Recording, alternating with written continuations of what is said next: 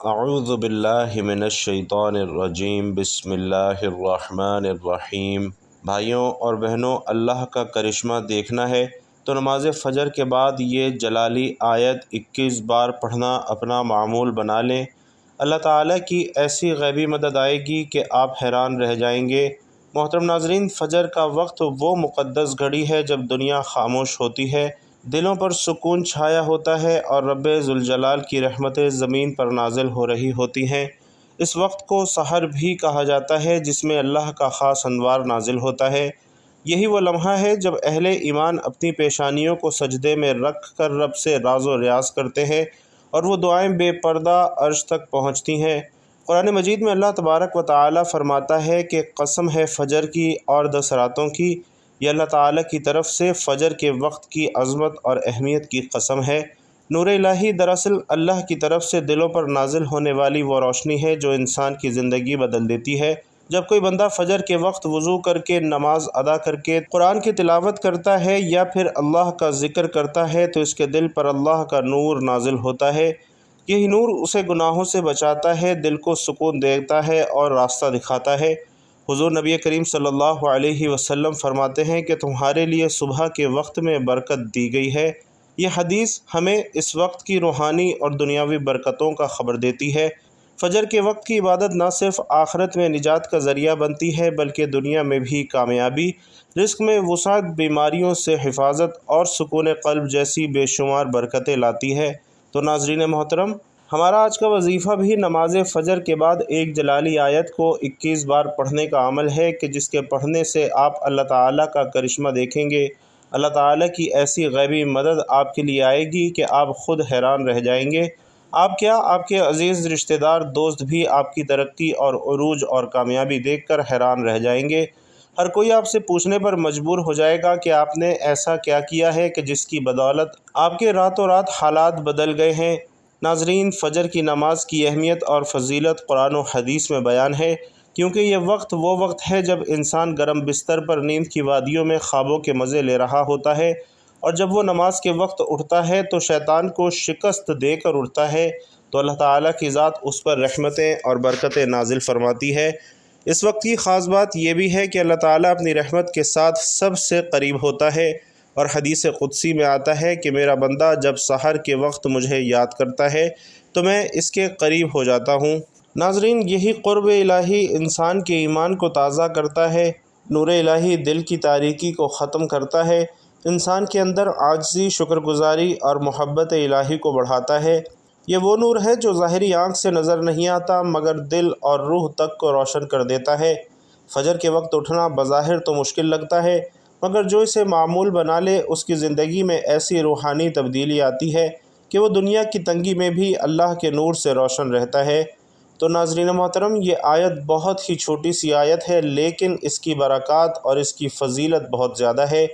آپ کا کوئی ایسا کام جو حل ہوتا ہوا نظر نہ آ رہا ہو، رزق کی پریشانی ہو، رشتے کی بندشیں ہوں، گھریلو لڑائی جھگڑے ہوں، میاں بیوی میں نا اتفاقی ہو یا دنیا کا کوئی بھی مسئلہ ہو، نماز فجر کے بعد یہ آیت صرف 21 مرتبہ پڑھنا اپنا معمول بنا لیں۔ انشاءاللہ آپ کے تمام رکے ہوئے کام حل ہو جائیں گے۔ آج ہم طرح طرح کی پریشانیوں میں گرفتار ہیں، سینکڑوں دنیاوی پریشانیوں کے شکار ہیں اور جیسے لگتا ہے کہ زندگی صرف پریشانیوں کا مجموعہ ہے اور ہم اللہ کی طرف سے خاص مہربانی اور نصرت و امداد سے محروم ہو گئے ہیں۔ دعائیں کرتے ہیں مگر قبول نہیں ہوتی، امداد طلب کرتے ہیں مگر امداد نہیں آتی، آواز لگاتے ہیں مگر کہیں سے کوئی جواب نہیں ملتا۔ آخر ان کی وجوہات کیا ہیں اور کن اسباب کی وجہ سے ہمارا یہ برا حال ہے؟ ناظرین، اسلام ہی وہ دین ہے جس میں ساری پریشانیوں، مشکلوں، بیماریوں، مصیبتوں، دکھوں، غموں اور دقتوں کا حل موجود ہے۔ اسلام کے سایہ تلے زندگی گزارنے سے غربت دور ہوتی ہے، بیماری کا علاج ہوتا ہے، پریشانی کا حل ہوتا ہے، غموں کا اختتام ہوتا ہے، دعائیں قبول ہوتی ہیں، مرادیں پوری ہوتی ہیں، قسمت سنور جاتی ہے اور بگڑی بن جاتی ہے۔ ہماری پریشانیاں ہمیں یہ بتلاتی ہیں کہ ہم نے اسلام کے سائے تلے زندگی گزارنا چھوڑ دی ہے، ورنہ یہ دن ہمیں نہ دیکھنا پڑتے۔ ایک مومن کا اس بات پر ایمان ہونا چاہیے کہ ہمارا اصل مددگار صرف اور صرف اللہ وحدہ لا شریک ہے، اس کے علاوہ کوئی مددگار نہیں، جیسا کہ خود کلام رب اس کی گواہی دیتا ہے۔ اور مدد تو اللہ ہی کی طرف سے ہے جو غالب اور حکمتوں والا ہے۔ اسی طرح دوسری جگہ پر فرمان الہی ہے، بلکہ اللہ ہی تمہارا خیر خواہ ہے اور وہی سب سے بہتر مددگار ہے۔ جس کا مددگار اللہ ہو اسے دنیا کی کوئی طاقت نقصان نہیں پہنچا سکتی، اور یہ ضمانت بھی خود اللہ تبارک و تعالی دے رہے ہیں، جیسا کہ فرمان پروردگار ہے کہ اگر اللہ تعالیٰ تمہاری مدد کرے تو تم پر کوئی غالب نہیں آ سکتا، اگر وہ تمہیں چھوڑ دے تو اس کے بعد کون ہے جو تمہاری مدد کرے۔ ایمان والوں کو اللہ ہی پر بھروسہ رکھنا چاہیے۔ ناظرین، یہاں ایک مومن کو یہ عقیدہ بھی اچھی طرح سمجھ لینا چاہیے کہ جو لوگ غیر اللہ کو مدد کے لیے پکارتے ہیں، ایسے لوگ شرک اور کفر میں مبتلا ہیں، اور دراصل یہ بڑی وجہ ہے جس سے اللہ کی مدد آنا بند ہو گئی ہے۔ اور جنہیں اللہ کے علاوہ مدد کے لیے پکارا جاتا ہے وہ تو ہماری کچھ مدد نہیں کر سکتے، بلکہ وہ اپنے آپ کی مدد کرنے کی بھی طاقت نہیں رکھتے، جیسا کہ اللہ کا فرمان ہے، اور تم جن لوگوں کو اللہ کے علاوہ پکارتے ہو وہ تمہاری کچھ مدد نہیں کر سکتے اور نہ ہی وہ اپنی مدد کر سکتے ہیں۔ تو ناظرین، اب یہاں ان اسباب کا ذکر کیا جاتا ہے جن سے اللہ کی مدد حاصل ہوتی ہے، یا یہ کہیں کہ جن کی وجہ سے اللہ اپنے بندوں کی مدد کرتا ہے۔ تو سب سے پہلے نمبر پر اللہ پر صحیح ایمان لانا ہے۔ جو لوگ اللہ پر صحیح معنوں میں ایمان لاتے ہیں اور اس کے ساتھ کسی کو شریک نہیں ٹھہراتے، وہ اس کی طرف سے مدد کے مستحق بن جاتے ہیں، یعنی اللہ ایسے لوگوں کا مددگار بن جاتا ہے، اور ایسے ایمانداروں کی مدد کرنا اللہ اپنے ذمے لے لیتا ہے۔ فرمان باری تعالی ہے اور ہم پر مومنوں کی مدد کرنا لازم ہے۔ اسی طرح ایک اور جگہ ارشاد ہے کہ بے شک اللہ تعالی سچے مومن کی دشمنوں کے مقابلے میں مدافعت کرتا ہے، کوئی خیانت کرنے والا ناشکرا اللہ کو ہرگز پسند نہیں۔ اسی طرح ایک اور جگہ پر فرمان باری تعالی ہے کہ یقیناً ہم اپنے رسولوں کی اور ایمان والوں کی مدد دنیاوی زندگی میں بھی کریں گے، اور اس دن بھی جب گواہی دینے والے کھڑے ہوں گے۔ آج ایمان کے دعوے داروں کی بہتات تو ہے، مگر اکثر لوگ شرک کے دلدل میں پھنسے ہیں اور رب پر صحیح سے ایمان نہیں لاتے، یا ایمان لا کر شرک و بدعت کا راستہ اختیار کیے ہوئے ہیں، جس کی وجہ سے نصرت الہی بند ہو گئی ہے، جیسا کہ رب العزت کا فرمان ہے کہ ان میں سے اکثر لوگ باوجود اللہ پر ایمان رکھنے کے بھی مشرک ہی ہیں۔ اسی طرح ناظرین، دوسرا سبب ہمارے عمل میں اخلاص ہے، یعنی ہماری جد و جہد اور عمل میں اخلاص ہو تو نصرت الہی کا حصول ہوگا۔ نبی کریم صلی اللہ علیہ وسلم فرماتے ہیں کہ بے شک اللہ اس امت کی مدد کرتا ہے کمزور لوگوں کی وجہ سے، ان کی دعاؤں، ان کی عبادت اور ان کے اخلاص کی وجہ سے۔ تو اس حدیث میں نصرت الہی کے 3 اسباب بیان کیے گئے ہیں: دعا، نماز اور اخلاص، اور ہمارے عملوں میں اخلاص کا فقدان ہے جو کہ اللہ کی ناراضگی اور اس کی نصرت سے محرومی کا سبب بنا ہوا ہے۔ اولاً عملوں میں کوتاہی اور اس پر مستزاد اخلاص کی کمی یا پھر اخلاص کا کم ہونا، شہرت، ریاکاری، دنیا طلبی نے ہمارے عملوں کو اکارت کر دیا ہے، اور ساتھ ساتھ ہم نصرت الہی سے بھی محروم ہو گئے ہیں۔ ناظرین، تیسرا سبب دعا ہے۔ دعا جو کہ مومن کا ہتھیار ہے جو ہمیشہ اپنے ساتھ رکھتا ہے، سفر میں ہو یا حضر میں، حالت جنگ میں ہو یا حالت امن میں، مصائب و مشکلات ہوں یا خوشحالی ہو، ہر موقع پر مومن دعا کے ذریعے رب کی رضامندی اور مدد طلب کرتا ہے۔ سیرت نبوی صلی اللہ علیہ وسلم سے اس کی ایک مثال دیکھیے کہ بدر کا میدان ہے، ایک طرف نہتے 313 مسلمان، دوسری طرف ہتھیاروں سے لیس 1000 کا لشکر کفر۔ آپ صلی اللہ علیہ وسلم نے بڑی جماعت کے مقابلے میں اپنی چھوٹی جماعت کو دیکھا تو اللہ تعالیٰ سے نصرت کی دعا کی کہ اے اللہ، مسلمانوں کی یہ جماعت اگر ہلاک ہو گئی تو روئے زمین پر کوئی تیری عبادت کرنے والا نہ ہوگا۔ رب نے دعا قبول کر لی اور قرآن کی آیت نازل کر کے نصرت کی بشارت سنائی، اور فرمایا کہ اس وقت کو یاد کرو جب کہ تم اپنے رب سے فریاد کر رہے تھے، پھر اللہ تعالیٰ نے تمہاری سن لی کہ تم کو 1000 فرشتوں سے مدد دوں گا جو لگاتار چلے آئیں گے۔ ناظرین، آج ہماری دعاؤں کی عدم قبولیت میں 3 عوامل کا زیادہ دخل ہے: اخلاص کا فقدان، بدعملی اور حرام معیشت۔ ان 3 منفی عوامل کو اگر دور کر دیا جائے تو دعائیں بلا شبہ قبول ہوں گی۔ مسلمانوں کا ایک طبقہ غیر اللہ سے امداد طلب کرتا ہے، جو کہ سراسر شرک ہے، اور اس حال میں مرنا معجب جہنم ہے۔ دعا عبادت ہے، اور عبادت صرف اللہ کے لیے ہے۔ آج مسلمانوں کے ایک مخصوص طبقے نے مشرکوں کی طرح غیر اللہ کی پکار لگا کے دنیا سے امن و امان اور نصرت الہی کو روک رکھا ہے۔ ایسے گمراہ مسلمانوں کی اصلاح قلیل سچے مومنوں کے سر پر ہے۔ ناظرین، تیسرا سبب نماز ہے۔ رب کی خالص عبادت مومن کی زندگی اور مقصد حیات ہے، اور اسی دعوت کو لے کر تمام انبیاء آئے۔ نبی کریم صلی اللہ علیہ وسلم نے مکی دور میں، جو کہ 13 سال پر محیط ہے، اسی دعوت پر کڑی محنت کی۔ نماز مومن سے کسی بھی حال میں معاف نہیں۔ میدان جنگ میں جہاں ایک لمحہ دوسری جانب التفات کا موقع نہیں، نماز کے وقت میں نماز قائم کرنا ہے، یعنی وقت نماز کو بھی مؤخر نہیں کر سکتے، اور کیوں کر معاف ہو کہ یہی تو مقصد حیات ہے۔ نبی کریم صلی اللہ علیہ وسلم فرائض کے علاوہ سنن کی ادائیگی اس قدر فرماتے کہ پاؤں میں ورم آ جاتا۔ آپ صلی اللہ علیہ وسلم ہر پریشان کن معاملے میں نماز کا سہارا لیتے۔ اس لیے ہم دیکھتے ہیں کہ مصائب کے مواقع پر نماز کا حکم ہے۔ بارش کی نماز، سورج اور چاند گرہن کی نماز، زلزلے کی نماز، اور اسی طرح ہم نماز کے ذریعے رب سے استغاثہ کریں جیسا کہ اللہ کا حکم ہے، اور صبر اور نماز کے ساتھ مدد طلب کرو۔ یہ چیز شاق ہے مگر ڈرنے والوں پر۔ ناظرین محترم، پانچواں سبب صبر کرنا ہے۔ مصائب پر صبر کرنے سے بھی اللہ کی مدد آتی ہے۔ جو مومن صبر کے ساتھ رب کو پکارتا ہے اور اسی سے امداد طلب کرتا ہے، اسے اللہ تعالیٰ ہر بلا سے نجات دیتا ہے، بلکہ ایسے لوگوں کے ساتھ ہمیشہ اللہ تعالیٰ لگا رہتا ہے۔ ارشاد باری تعالیٰ ہے، اے ایمان والو، صبر اور نماز کے ذریعے مدد چاہو، اللہ تعالیٰ صبر کرنے والوں کا ساتھ دیتا ہے۔ اسی طرح چھٹا سبب اللہ پر توکل کرنا ہے۔ انسان بے صبرا ہے، اور تھوڑی سی مصیبت آتی ہے تو گھبرا جاتا ہے، اور رب سے نجات مانگنے کے بجائے غیروں سے امداد طلب کرنے لگ جاتا ہے، اور اسی پر توکل کر بیٹھتا ہے۔ اگر کوئی مصیبت غیر اللہ کے در پر جانے سے ٹھیک ہو جائے تو اعتماد میں مزید پختگی آ جاتی ہے، اور دوسروں کو بھی غیر اللہ کے در پر جانے کی دعوت دیتا رہتا ہے۔ تو یہاں ہمیں یہ جان لینا چاہیے کہ جو بھی جس دربار پہ بھی جائے اور جس سے بھی مانگے، دینے والی ذات صرف اور صرف اللہ کی ہے۔ آپ قبر پہ سوال کر کے یہ مت سمجھیے کہ ہمیں قبر والے نے دیا ہے، دیتا تو اللہ ہی ہے، چاہے آپ جائز طریقے سے مانگیں یا ناجائز طریقے سے مانگیں۔ فرق صرف اتنا ہے کہ جائز طریقے سے مانگنے سے اللہ بخوشی دیتا ہے، اور ناجائز طریقے سے مانگنے سے کبھی کبھی اللہ دے تو دیتا ہے، لیکن بدلے میں آپ کا ایمان چھین لیتا ہے۔ کیا آپ نہیں دیکھتے کہ جو لوگ پتھروں سے مانگتے ہیں، مورتی بنا کر اس سے مانگتے ہیں، ان کی بھی عقیدت یہی ہوتی ہے کہ ہمیں مورتیوں نے دیا ہے۔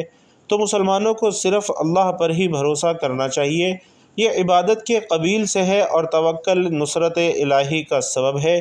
ارشاد باری تعالیٰ ہے کہ اگر اللہ تعالیٰ تمہاری مدد کرے تو تم پر کوئی غالب نہیں آ سکتا، اور اگر وہ تمہیں چھوڑ دے تو اس کے بعد کون ہے جو تمہاری مدد کرے۔ ایمان والوں کو اللہ ہی پر بھروسہ رکھنا چاہیے۔ اسی طرح دوسری جگہ رب کا فرمان ہے کہ پھر جب آپ کا پختہ ارادہ ہو جائے تو اللہ تعالیٰ پر بھروسہ کرے، بے شک اللہ تعالیٰ توکل کرنے والوں سے محبت کرتا ہے۔ تو بھائیوں اور بہنوں، یہ چند مثبت عوامل تھے جن سے انفرادی اور اجتماعی دونوں طرح کی زندگی میں اللہ کی نصرت اور تائید حاصل ہوتی ہے۔ نیز منفی عوامل سے گریز کرنا پڑے گا جن کا احاطہ اس چھوٹے سے مضمون میں مشکل ہے۔ بطور خلاصہ یہ کہہ سکتا ہوں کہ ہم شرک و بدعت، فسق و فجور، اعمال قبیحہ، فتنہ و فساد، کفر و نفاق اور حرام خوری وغیرہ سے بچیں، اور اسلام کے سایہ تلے زندگی بسر کریں، یعنی دین کو پوری طرح قائم کریں۔ اللہ کا وعدہ ہے وہ ضرور ہماری مدد کرے گا، جیسا کہ اللہ تعالیٰ کا ارشاد ہے کہ اے ایمان والو، اگر تم اللہ کے دین کی مدد کرو گے تو وہ تمہاری مدد کرے گا اور تمہیں ثابت قدم رکھے گا۔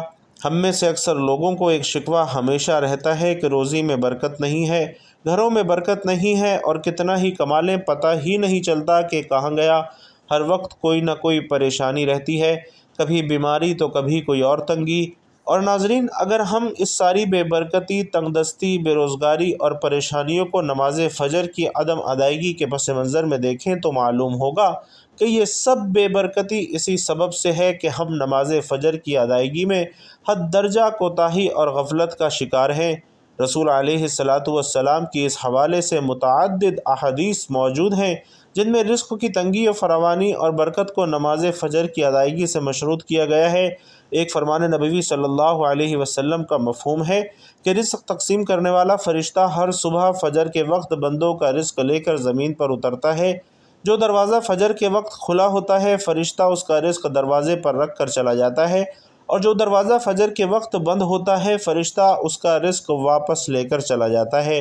تو ناظرین، اس فرمان نبوی صلی اللہ علیہ وسلم میں فجر کے وقت دروازہ کھلا ہونے کا مطلب یہ ہے کہ جس گھر کے افراد صبح فجر کے وقت بیدار ہو کر نماز فجر ادا کرتے ہیں انہیں ان کا رزق عطا کر دیا جاتا ہے، اور دروازہ بند ہونے سے یہ مراد ہے کہ جس گھر کے رہنے والے صبح فجر کے وقت سوتے رہتے ہیں اور نماز فجر کی ادائیگی میں غفلت کوتاہی کے مرتکب ہوتے ہیں انہیں ان کے رزق سے محروم کر دیا جاتا ہے۔ تو ناظرین، اب وظیفے کی جانب چلتے ہیں کہ یہ عمل کون سا ہے، اس کو کرنے کا طریقہ کار کیا ہے، اسے کس وقت اور کتنی بار کرنا ہے۔ دولت مند بننے کی یہ آیت پڑھیں، پورے یقین اور اعتماد سے پڑھیں، انشاءاللہ تمام پریشانیاں ختم ہو جائیں گی اور ہر طرح کی پریشانیاں ختم ہوں گی۔ پوری زندگی میں مختلف پریشانیوں سے آپ کا واسطہ رہا ہے، اور انسان کو مختلف طرح کی آزمائشوں سے واسطہ رہتا ہے۔ حالات ہمیشہ ایک جیسے نہیں رہتے، زندگی میں اتار چڑھاؤ آتا رہتا ہے، تو بس آپ لوگوں نے صبر کرنا ہے اور ہمیشہ نماز کی پابندی کرنی ہے۔ قرآن پاک میں بھی ہے کہ اللہ صبر کرنے والوں کے ساتھ ہے، تو جتنا آپ صبر کریں گے اللہ پاک آپ کو اتنا زیادہ اور اتنا بہتر اجر عطا کرے گا۔ ہر مشکل کے ساتھ آسانی ہے۔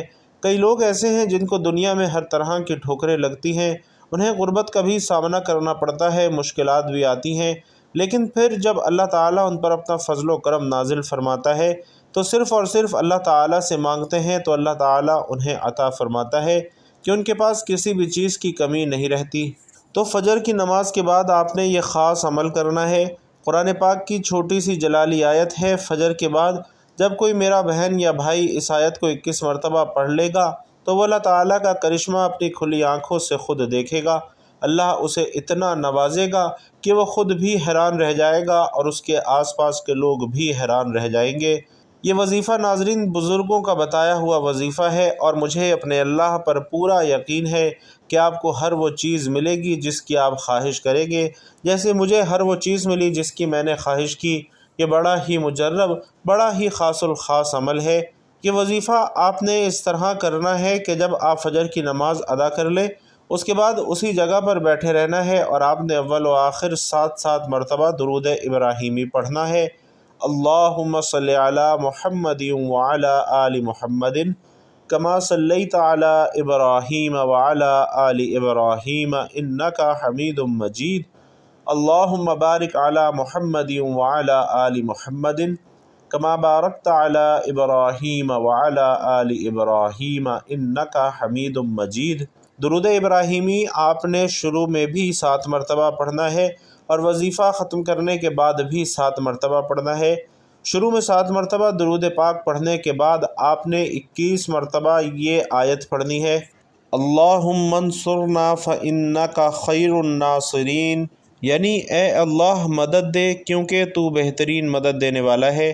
ناظرین، 21 مرتبہ جب آپ لوگ یہ آیت پڑھ لیں تو 60 مرتبہ استغفر اللہ پڑھنا ہے۔ انشاءاللہ اس عمل کی برکت سے مال و دولت میں بھی خوب اضافہ ہوگا، اور اگر کوئی شخص اپنا کاروبار بڑھانا چاہتا ہے تو اس کے لیے بھی یہ وظیفہ بڑا ہی مجرب ہے، بڑا ہی خاص وظیفہ ہے۔ اللہ پاک اس کو بہت زیادہ رزق اور مال و دولت عطا فرمائے گا اور اس کی مشکلات کو بھی ختم کر دے گا۔ اس کے رزق میں، اس کی روزی میں بہت زیادہ اضافہ ہوگا، اور ہر گزرتے دن کے ساتھ اس کی دولت میں انشاءاللہ اضافہ ہوتا رہے گا۔ اس کے مشکل سے مشکل کاموں میں بھی آسانیاں پیدا ہو جائیں گی، اور اس کی جو دلی آرزویں ہوں گی سب پوری ہو جائیں گی۔ اللہ تبارک و تعالی سے دعا ہے کہ مجھے اور آپ کو نیکی کی بات سننے، سمجھنے اور اس پر عمل کرنے کی طاقت اور توفیق مرحمت فرمائے۔ میرا سنانا اور آپ کا سننا اپنی بارگاہ میں قبول و منظور فرمائے، آمین یا رب العالمین۔ بھائیوں اور بہنوں، آخر میں آپ سے گزارش ہے کہ اپنے رزق میں وسعت، برکت اور کشادگی کے لیے اللہ تعالیٰ کے 99 ناموں میں سے انتہائی بابرکت نام یا رزاق کمنٹ باکس میں ہدیتاً تحفتاً ضرور لکھتے جائیے گا۔ اللہ تبارک و تعالی آپ سب کا حامی و ناصر ہو، آمین یا رب العالمین۔